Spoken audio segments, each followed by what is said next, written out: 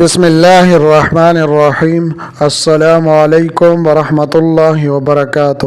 عزتمند مسلمانانو او خویندو،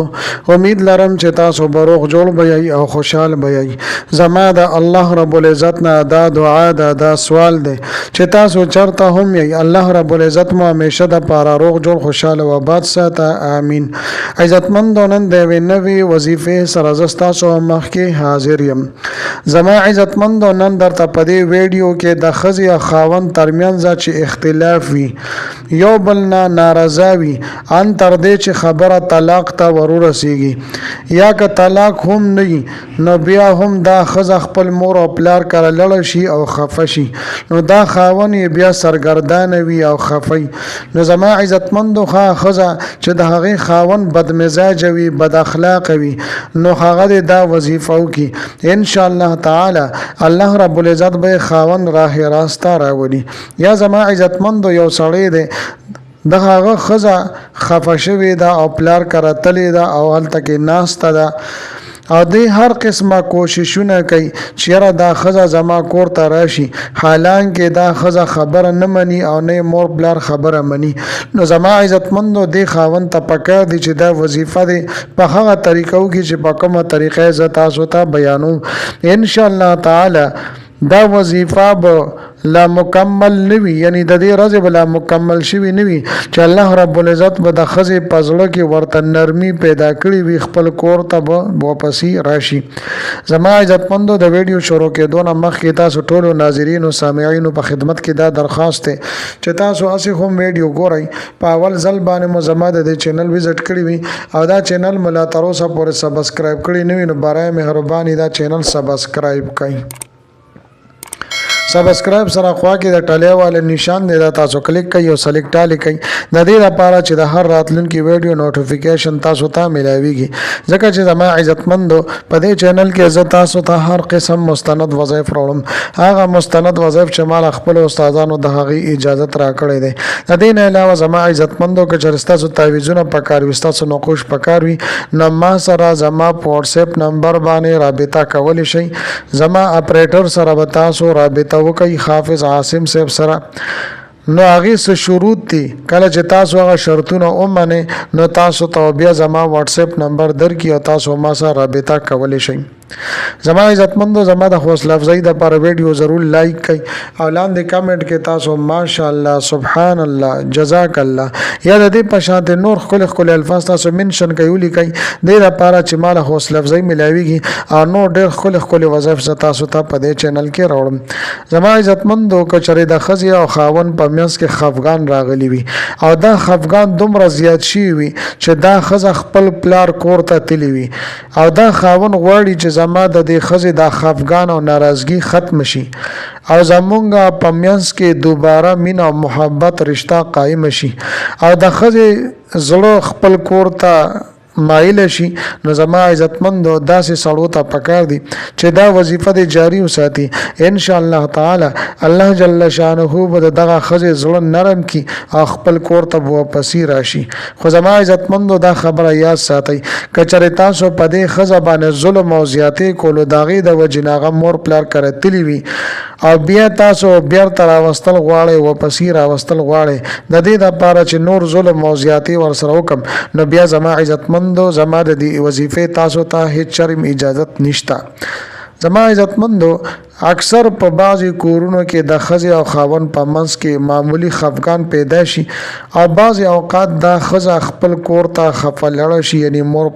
پلار کره خفه لړه شي او بیا واپسې راتلو ته راضي نه وي. نو په داسې حالاتو کې دا انسان بیا بېچینه وي، پریشانه وي.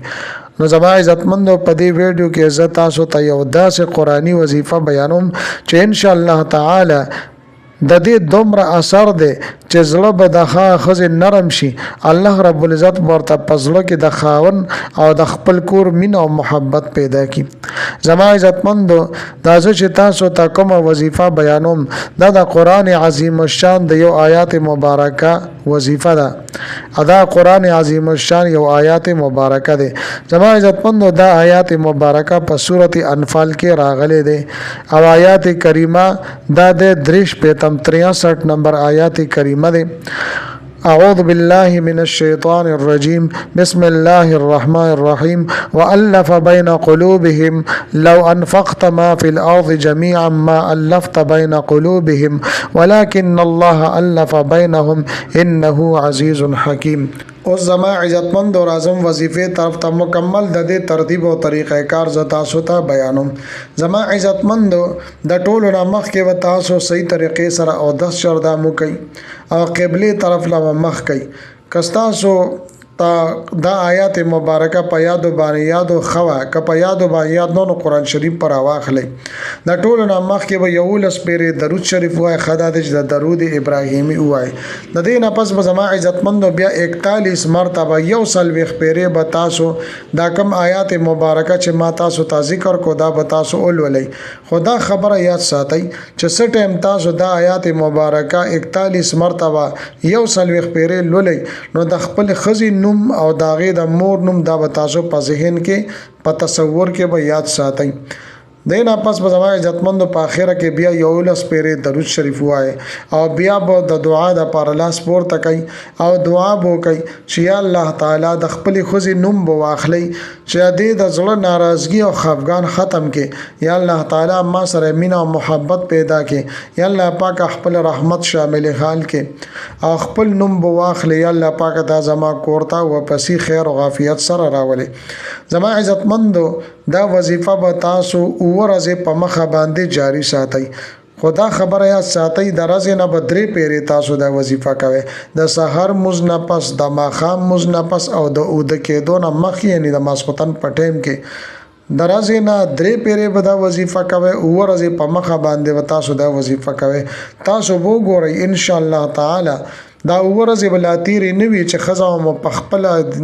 بیا وای چې خپل کور ته زما الله تعالی بل زړه انتهایی نرم کی. زما عزتمندو کچره تاسو ور سره دا یو بل وظیفه یو ځای کې ور سره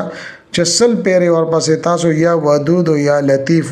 یا ودود یا لطیف وای او بیا دعاو کې نو ډیر بهترین اثرات به بیا ښکارا کوي. او زما عزتمندو باز رونه هغه د سوي چې یره مونږه هو کارونه کو مونږه نوازګاری ګو درزنه او دا وظیفه درزنه درې پیری کول دي او وظیفه مقدده یو سلويخ مرتبه 41 مرتبه هم د آیات کریمه ویل دي او ورځ په مخه کول مونږه خدا پابندی نشو کوله. نو زما عزتمندو د دې لپاره یو تعویز هم ما سره غشته دي کتا سو هغه تعویز حاصلول غواړي نو هغه صرف ځان سره کېدی او درځي نه بس صرف یو پیره پاغي باندې یو مختصر غونه دم به او پښوف کوي او هغه تعویز بزان سره تاسو ساتي.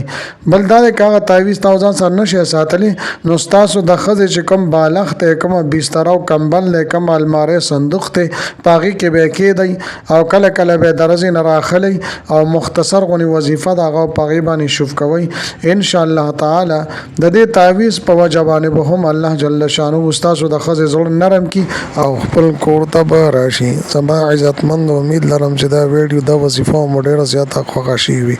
که ویډیو مو خوښی وي ویډیو لایک کړئ چینل سبسکرایب کړئ صدقه جاریه په تور باندې شیر کړئ. ملاوي ګم تاسو سره بل ویډیو کې بل وظیفه سره تر هغه وخت پورې مال اجازه راکړئ د لوی الله په امان.